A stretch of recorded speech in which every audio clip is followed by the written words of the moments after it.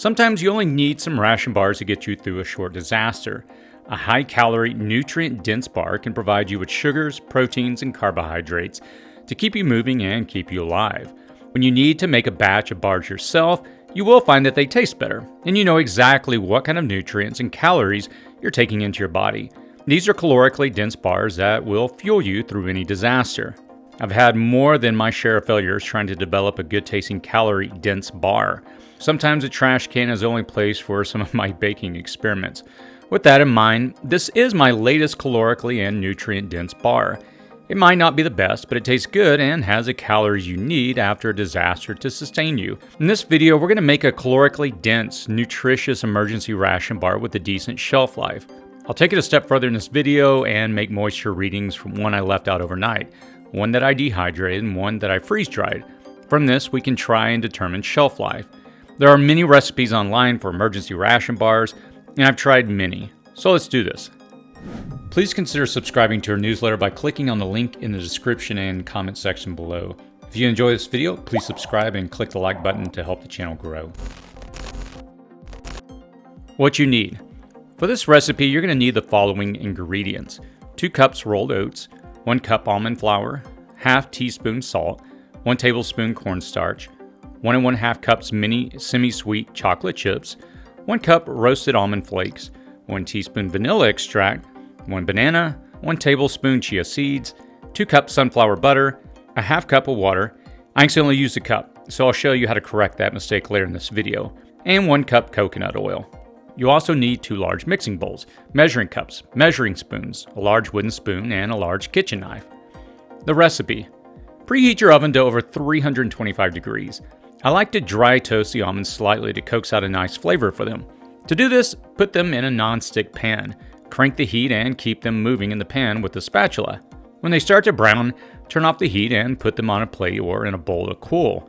If you leave them in the pan, they will burn and be bitter. Measure the various dry ingredients and place them in one of the mixing bowls.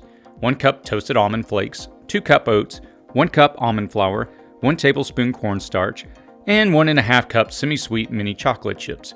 Stir until all ingredients are well blended.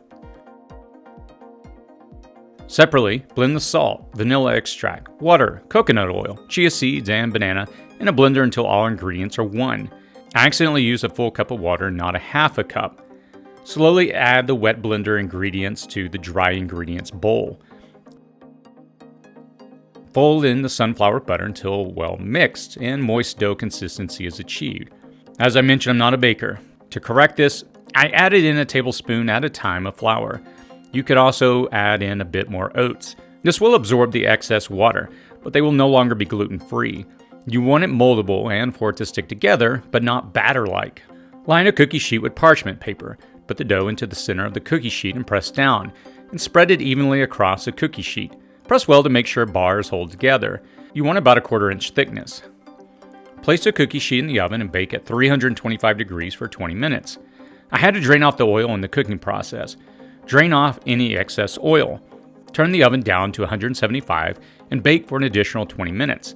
Place the sheet on a wire rack to cool more rapidly. Cut the bars on the sheet.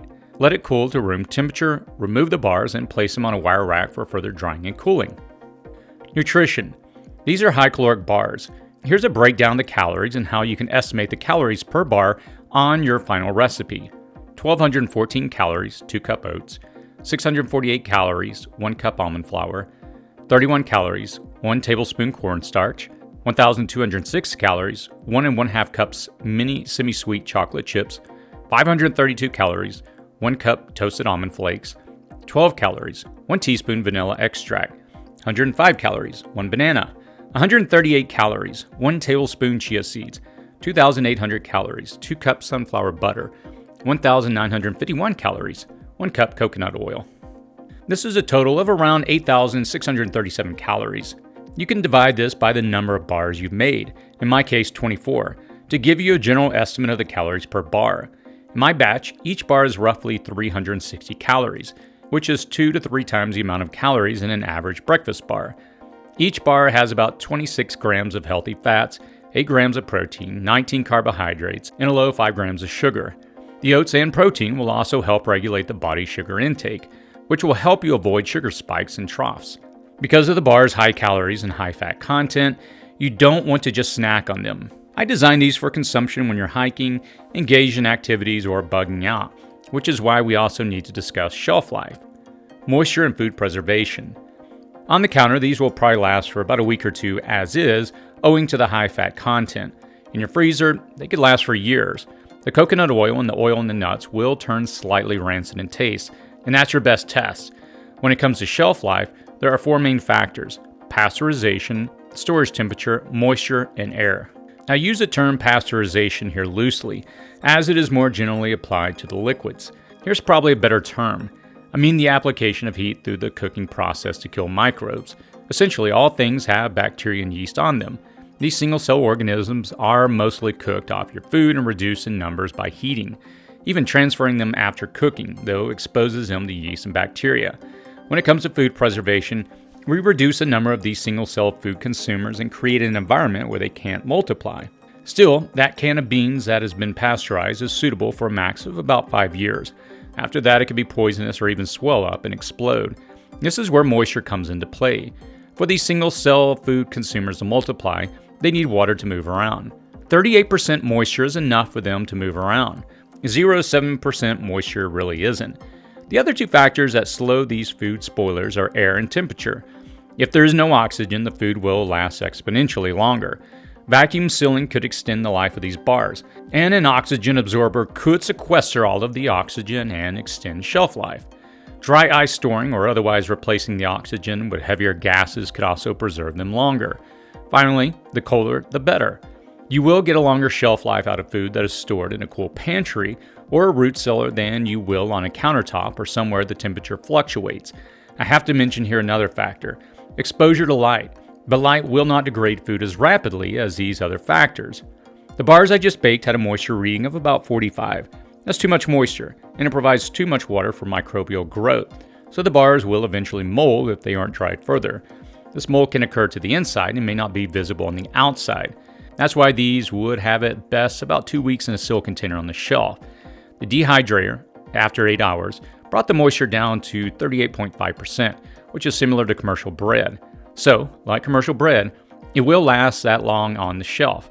For reference, jerky is about 23% moisture, so I could probably leave these in the dehydrator for several days and get these down to below 10%, which would be suitable for a couple of months storage in a sealed oxygen-deprived container. The freeze dryer, on the other hand, took the moisture level down to imperceptible.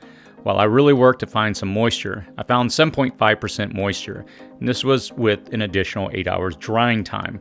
That level of moisture is equivalent to powdered milk, so it's super dry. If I seal these in Mylar with an oxygen absorber right now, I'm confident they'll be suitable for about up to 18 months. Having a bar that is high fat and high calorie after disaster can be a lifesaver. You want to know for sure that it's edible and not spoiled or rancid. Do you have a go-to recipe for calorie-dense homemade bars or suggestion on how to store them longer? Let us know in the comments below. I'd love to give your recipe a try. I read mainly the comments and respond to them when I can. That's typically within the first hour of releasing a video.